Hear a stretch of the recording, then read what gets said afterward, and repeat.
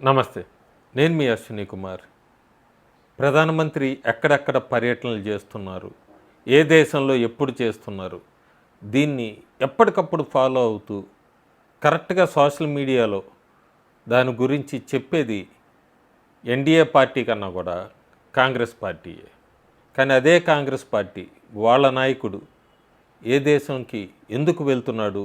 అంత దొంగచాటుగా, రహస్యంగా ఎవరికీ చెప్పకండి ఎందుకు వెళ్తున్నాడంటే మాత్రం ఎవరైనా ప్రశ్నిస్తే సమాధానం ఉండదు. వాళ్ళ నాయకుడు రహస్య టూర్ల నుంచి కూడా విదేశీ ప్రయాణాల దగ్గర నుంచి అన్నీ స్టార్ట్ అవుతాయి ఫేక్ న్యూస్లు, ఫేక్ పెడ్లర్.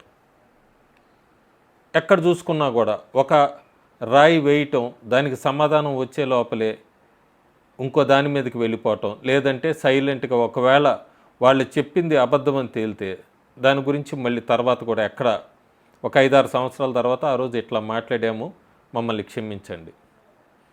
ప్రస్తుతానికి ప్రతిపక్ష నాయకుడికి ఈ మధ్యకాలంలో ఈ జనరల్ ఎలక్షన్స్ కన్నా 2024 కన్నా మహారాష్ట్ర ఓటమి అయితే బాగా కొంగతీసిందని చెప్పచ్చు. ఆయనకి ఎప్పుడు గుర్తుకొస్తే అప్పుడు మహారాష్ట్రలో సాయంత్రం 6 తర్వాత ఎందుకు ఓటింగ్ పెరిగింది, లేదంటే ఎంతమంది ఆ ఓటర్స్ ఎట్లా యాడ్ అయ్యారు జనరల్ ఎలక్షన్స్కి, మహారాష్ట్ర ఎలక్షన్స్కి అంటూ ఒకసారి ఒక ట్వీట్ చేస్తాడు, లేదంటే ఒక మీడియాకి ఒక స్టేట్మెంట్ వదిలేయటం, ఆ తర్వాత ఆయన పని ఆయన చేసుకుంటాం. Election commission of India June 12వ తారీఖు ఆయన్ని పర్సనల్గా రమ్మంది, అంతా ఎక్స్ప్లెయిన్ చేస్తా అని. జూన్ 11 ఆయన విదేశీ ప్రయాణం, ఎక్కడికి వెళ్ళారు ఎవరికి తెలియదు. కాకపోతే ఆయన ఎప్పటికప్పుడు కాకపోతే ఆయన శిష్య బృందం ఎక్కడో ఒకసారి మహారాష్ట్రలో రిగ్గింగ్ అయిపోయింది. మహారాష్ట్ర రాష్ట్రాల చరిత్రలోనే, భారతదేశంలో రాష్ట్రాల చరిత్రలోనే ఎక్కడైనా మనం వింటూనే ఉన్నాం, పవర్ టారిఫ్స్, కరెంట్ రేట్లు పెరుగుతుంటే ఎంత పెంచారో అంత పెంచారని. మొట్టమొదటిసారి మహారాష్ట్రలో ఈ సంవత్సరం నుంచి 10% టారిఫ్స్ తగ్గిస్తున్నారు పవర్ మీద. రాబోయే 5 సంవత్సరాల్లో 26% పవర్ కరెంటు టారిఫ్స్ తగ్గిస్తోంది మహారాష్ట్ర ప్రభుత్వం. ఇది ఒక పెద్ద రెవల్యూషన్ అని చెప్పచ్చు. ఎక్కడ చూసినా కూడా మనం కరెంటు బిల్లులు పెరుగుతున్నాయి, కరెంట్ రేట్లు పెరిగినాయి, యూనిట్ రేట్స్ పెరిగినాయి. రెసిప్రోకల్గా మహారాష్ట్ర చాలా సంచలన నిర్ణయం తీసుకుంది. ఎప్పుడు కూడా మనం చూడండి, కరెంటు బిల్లులు, కరెంట్ రేట్స్ 10% చొప్పున, అలాగే 5 ఏళ్లలో 26% తగ్గిస్తుంది. సో దేవేంద్ర ఫడ్నవీస్ అది అఫీషియల్గా అనౌన్స్ చేశారు. ఇంకా రాహుల్ గాంధీ ఫేక్ క్లెయిమ్స్ మహారాష్ట్రలో ఆయన తరఫున బొంబాయి హైకోర్టుకు కూడా వెళ్ళారు. దీని మీద హైకోర్టు చివాట్లు పెట్టింది. ఎక్కడున్నాయి సాక్ష్యాలు మీరు అడుగుతున్న దానికి, ఏవి ఎవిడెన్సులు? మా కోర్టు టైం అంతా కూడా వేస్ట్ చేశారు, మీకు దీని గురించి అసలు మేము ఫైన్ కూడా ఇంపోజ్ చేయాలి, కానీ షుడ్ బి ఇంపోజ్డ్, కానీ మేము చేయట్లేదు అంటూ కూడా గట్టిగా ఒక హెచ్చరిక బొంబాయి హైకోర్టు వాళ్ళకి ఇచ్చినా కూడా వాళ్ళు ఇంకా మారలేదు, అట్లాగే ఉన్నారు. ఒకటే విషయం వాళ్ళు చెప్తుందంతా కూడా ఎంతసేపటికి జనరల్ ఎలక్షన్స్కి, అసెంబ్లీ ఎలక్షన్స్కి ఇంతమంది కొత్త ఓటర్స్ ఎక్కడి నుంచి ఎన్రోల్ అయ్యారని. ఎలక్షన్ల ముందే, జనరల్ ఎలక్షన్స్ అప్పుడు, అలాగే అసెంబ్లీ ఎన్నికలప్పుడు ఈసీ క్లియర్గా అన్ని పార్టీలకి, రికగ్నైజ్డ్ పార్టీస్ అన్నిటికీ కూడా కొత్తగా ఎన్రోల్ అయిన ఓటర్సు, లేదా రాష్ట్రంలో ఇంతమంది ఓటర్స్ ఉన్నారంటూ కూడా అఫీషియల్గా అందరికీ లిస్టులు పంపించింది. టోటల్ స్టేట్లో ఎంతమంది ఉన్నారు, ఎంతమంది ఓటర్స్ ఉన్నారని. అప్పుడు ఒక్కళ్ళు కూడా అబ్జెక్షన్ పెట్టలేదు, కాంగ్రెస్ పార్టీతో సహా. ఆ తర్వాత పోలింగ్ రోజు చూసుకుంటే, పోలింగ్ రోజు నాడు పోలింగ్ అంతా అయిపోయాక ప్రతి బూత్ లెవెల్ ఏజెంటు వీళ్ళందరూ సంతకాలు పెట్టారు. అక్కడ ఎవరికి అబ్జెక్షన్ లేదు. ఆ తర్వాత ఎమ్మెల్యేలు, గెలిచిన ఎమ్మెల్యేలు లేదా ఓడిపోయిన వాళ్ళు అబ్జెక్షన్ ఎక్కడ ఎవరూ పెట్టలేదు. రాహుల్ గాంధీకి మాత్రం ఆ బాధ, ఓటమి బాగా కొంగదీసిందేమో. ప్రతిసారి మహారాష్ట్ర మీద ఫామ్ 17(c)లో కూడా ఎవరు కూడా చెప్పలేదు. ఒక్కళ్ళు కూడా ఫామ్ 17(c)లో అబ్జెక్షన్ పెట్టలేదు. ఈ కొత్తగా ఎన్రోల్ అయిన ఓటర్స్ లిస్టు, లేకపోతే ఎలక్షన్స్ అయ్యాక కానీ ఎవరైనా అడిగితే యాజ్ పర్ లాగా కూడా ఎవరైనా ఛాలెంజ్ చేయొచ్చు. కేవలం 89 అప్లికేషన్లు వచ్చినాయి ఈసీకి. అవి కూడా సమాధానాలు చెప్పాక వాళ్ళు కూడా తృప్తి చెందారు. నేను చెప్పినట్టుగా రాహుల్ గాంధీ ఈ ప్రశ్న ఎత్తుతూనే ఉంటారు, ఆయనకి ఓటమి కుంగు తీసిందని. ఒకసారి మనం గత చరిత్ర చూస్తే ఇదేం మొట్టమొదటిసారి కాదు. ఒక మహారాష్ట్రాన్ని ఎగ్జాంపుల్గా తీసుకుందాం. జనరల్ ఎలక్షన్స్ కానీ అసెంబ్లీ ఎన్నికలకి ఓటర్స్ లిస్టు పెరగటం, ఓటర్స్ పర్సంటేజ్ పెరగటం, లేదు అసెంబ్లీ ఎన్నికలకి మధ్యలో ఎంత శాతం ఓటర్స్ పెరుగుతూ వచ్చారు. అప్పుడు కాంగ్రెస్ పార్టీ అధికారంలో ఉంది.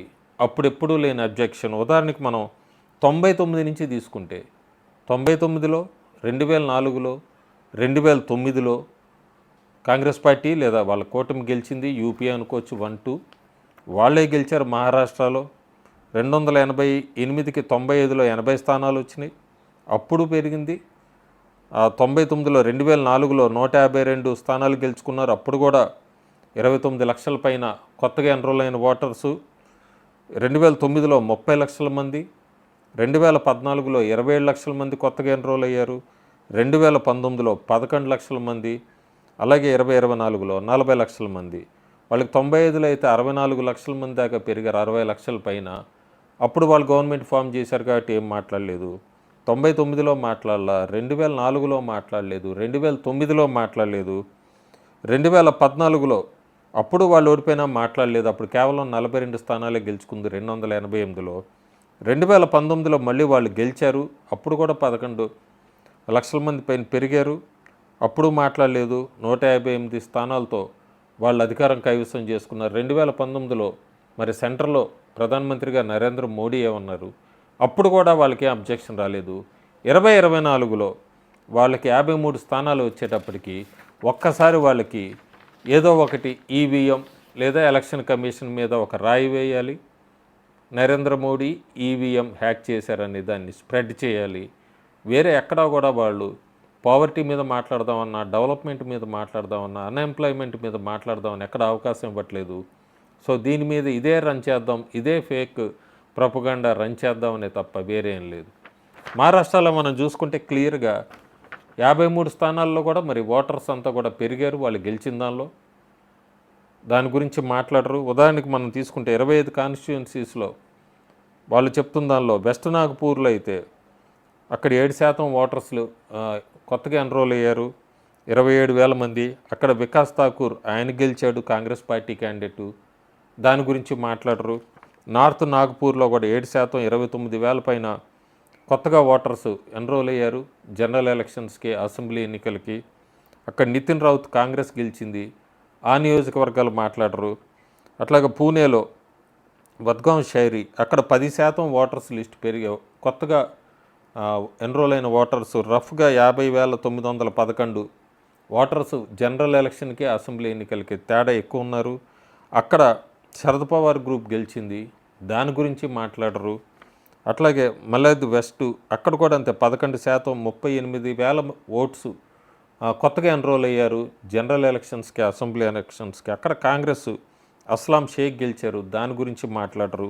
ముంబైలో తీసుకుంటే కూడా ముంబైలో జితేంద్ర అవధ్ శరద్ పవార్ పార్టీ గెలిచింది. అక్కడ కూడా 9%, 46,000 పైన కొత్త ఎన్రోల్ ఓటర్స్ ఉన్నారు, దాని గురించి మాట్లాడరు.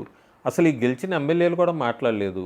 వాళ్ళెవరికీ లేని బాధ రాహుల్ గాంధీకి మాత్రం ఎంతసేపటికి ఏదో ఒక రాయి వేయాలి ఎలక్షన్ కమిషన్ మీద లేదా ప్రధానమంత్రి మీద తప్ప. ఎలక్షన్ కమిషను క్లియర్గా రిప్లై ఇచ్చింది, ఎలక్షన్స్ ముందే మీకు అందరికీ ఎన్రోల్ అయిన ఓటర్స్ లిస్ట్ అంతా కూడా పంపించాము, మీ పార్టీ వాళ్ళు కూడా ఎవరు అబ్జెక్ట్ చేయలేదని. ఆ తర్వాత కోర్టుకి వెళ్ళారు, కోర్టు చివాట్లు పెట్టింది. అలాగే పోనీ ఎన్రోల్ కొత్తగా ఇవ్వటం ఒక్క 2024లోనే జరిగిందా అంటే 95 నుంచి పెరుగుతూనే వస్తున్నారు జనరల్ ఎలక్షన్కి, అసెంబ్లీ ఎలక్షన్స్కి మహారాష్ట్రలో. ఇవి గ్రాఫ్స్ ఇవి మర్చిపోతారనుకుంటున్నారు కాంగ్రెస్ పార్టీ లేదా రాహుల్ గాంధీ. కోర్టు కూడా ఆఖరికి చివాట్లు పెట్టినా కూడా వాళ్ళు ఇప్పుడు కొత్తగా మాకు సీసీటీవీ కావాలి, సీసీటీవీ దీని గురించి సీసీటీవీ అన్ని బూత్స్లో ఎక్కడ ఉండదు వాళ్ళకి తెలుసు. ఇది ఇంకొకసారి తప్పించుకుంటానికే తప్ప ఈసీ ఎక్స్ప్లెనేషన్ ఇచ్చాక, కోర్టు ఇచ్చాక, లేదంటే గతం నుంచి పెరుగుతున్నవి గ్రాఫ్ చూశాక కూడా కాంగ్రెస్ లేదా రాహుల్ గాంధీ డీబంగ్ ఇవన్నీ ఫేక్ క్లెయిమ్స్ అనేది అయితే క్లియర్గా అర్థమవుతుంది. Thank you.